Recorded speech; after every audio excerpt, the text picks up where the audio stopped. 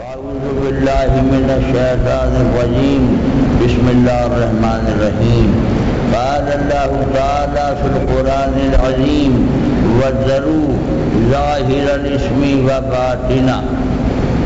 إِنَّ الَّذِينَ يَكْسِبُونَ الْإِثْمَ سَيُجْزَوْنَ بِمَا كَانُوا يَقْتَرِفُونَ۔ حضرات معظم، آدمی کے آدمی ہونے، انسان کے انسان ہونے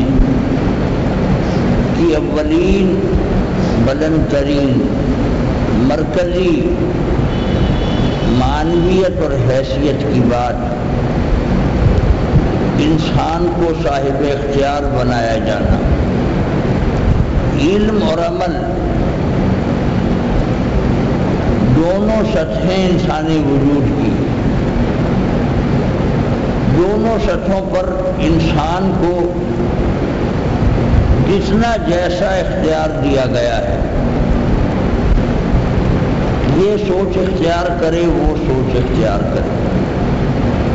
یہ طرز عمل رہے وہ طرز عمل رہے،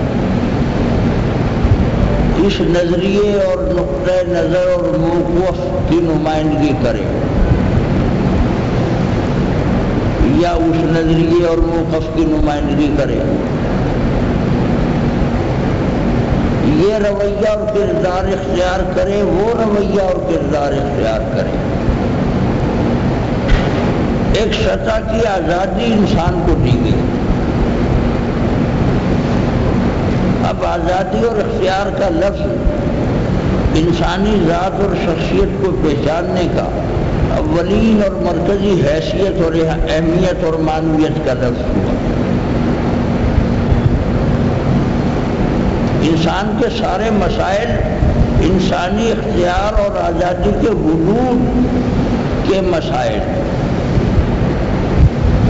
اب آزادی اور اختیار کے ساتھ دوسری حقیقت انسانی وجود کے ساتھ سمجھنے کی کہ آزادی اور اختیار سے آدمی اس نظریے کو صحیح نظریہ، اس نظریے کو غلط نظریہ، اس رائے کو اور موقف کو صحیح رائے اور موقف، ایک دوسری رائے اور دوسرے موقف کو غلط، یہ اچھا وہ برا، یہ سچ وہ جھوٹ، یہ حق وہ باطل، یہ مفید وہ غیر مفید، یہ غلیظ اور مہلک وہ نفیس پاک اور حیات پرور چیز۔ خیر و شر کے تصورات درمیان میں آتے ہیں، اچھائی برائی کے تصورات۔ یہ دوسرا اصول انسانی وجود اور شخصیت کا۔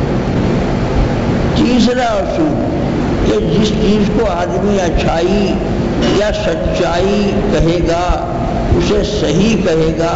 تو پھر اسے مفید اور نافع سمجھے گا تو کہے گا۔ اس میں دنیا اور آخرت، اگر وہ آخرت کو مانتا ہے تو دنیا آخرت دونوں، آخرت کو نہیں مانتا تو پھر دنیا کی حد تک ہی کہ اس چیز میں میرے لیے نفع ہے، آرام ہے، فائدہ ہے، سکھ ہے، سرور ہے، اطمینان ہے، کامرانی ہے، عزتیں ہیں، سعادتیں ہیں۔ جس چیز کو اس نے برا کہا، جھوٹ کہا، غلط کہا، ناپاک کہا، ناجائز کہا، حرام کہا، نامعقول کہا، یعنی اس میں میرے لیے خطرے ہیں۔ برائی اس لیے برائی ہے کہ برائی میں سے مجھے سکھ نہیں آئے گا، دکھ آئے گا۔ جھوٹ اس لیے بری چیز ہے کہ جھوٹ سے مجھے عزتیں اور راحتیں نہیں ملیں گی، ذلتیں اور اذیتیں میرے ہاتھ میں آئیں گی۔ سارے لفظوں میں کے دو لفظ ساری بحثوں کی جڑ اور بنیاد، راحت اور اذیت۔ نیکیوں کو اس لیے نیکیاں کہا جائے گا، سمجھا جائے گا، سچائیوں کو سچائیاں اس لیے کہا جائے گا، سمجھا جائے گا کہ ان میں میرے لیے راحتیں ہیں، عزتیں ہیں۔ برائی کو برائی، جھوٹ کو جھوٹ، خلل کو خلل، خرابی کو خرابی، خباثت کو خباثت اس لیے کہا سمجھا جائے گا کہ اس میں میرے لیے دکھ ہے، اس میں میری خاطر ناراحتی ہے، اس میں میرے وجود کے لیے ذلتیں ہیں، اذیتیں ہیں۔ زیادہ باریک سطح ہو جائے گی تو یہ سوچیں گے کہ میری جو اصل ذات ہے، میرا جو اصل وجود ہے، میری جو اصل فطرت ہے،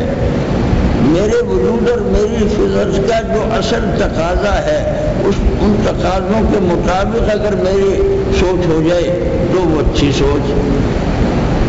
میرا طرز عمل ان تقاضوں کے عین مطابق ہو جائے تو وہ صحیح اور اچھا اور نافع طرز عمل۔ یہ چار اصول میں نے عرض کیے جن کی روشنی میں ساری بات کو سمجھیں گے، اور ساری بات دینی لغت میں اسے گناہ اور ثواب کہا جاتا ہے۔ اور گناہ کو جب گناہ کہا جاتا ہے تو گناہ کہنے کے ساتھ، گناہ سمجھنے کے ساتھ، گناہ قرار دینے کے ساتھ، یہ بھی ساتھ کے ساتھ ہی سمجھ لیا جاتا ہے کہ یہ گناہ اگر بری چیز ہے تو جو چار باتیں میں نے کہی، یہ گناہ بری چیز ہے تو پھر وہ سچائی کے مطابق ایک چیز نہیں ہے، جھوٹ ہے اس لیے وہ برائی ہے، اور برائی ہے تو گناہ ہے،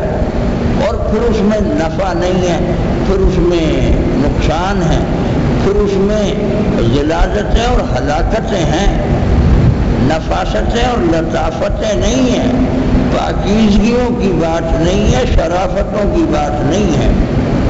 اور جب ایسا نہیں ہے تو پھر راحتوں کی بات نہیں ہے، ذلتوں کی بات ہے، اور پھر ایسا ہے تو فطرت کے تقاضوں سے اس بات کے مطابق نہیں ہے، فطرت کے تقاضوں سے اس بات کی کھلی مخالفت ہے،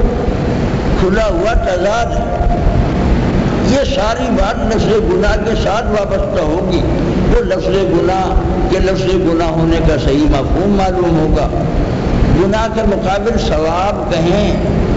نیکی کہیں، اطاعت کہیں، اچھائی کہیں، سچائی کہیں، تو یہی جو کہا کہ یہ وہ چیز ہے جس میں نقصان نہیں ہے، نفع ہے، جس میں اذیتیں نہیں ہیں، راحتیں ہیں، جس میں غلاظتیں نہیں ہیں، لطافتیں ہیں، نفاستیں ہیں، سکھ ہے، آرام ہے، سرور ہے، قرار ہے۔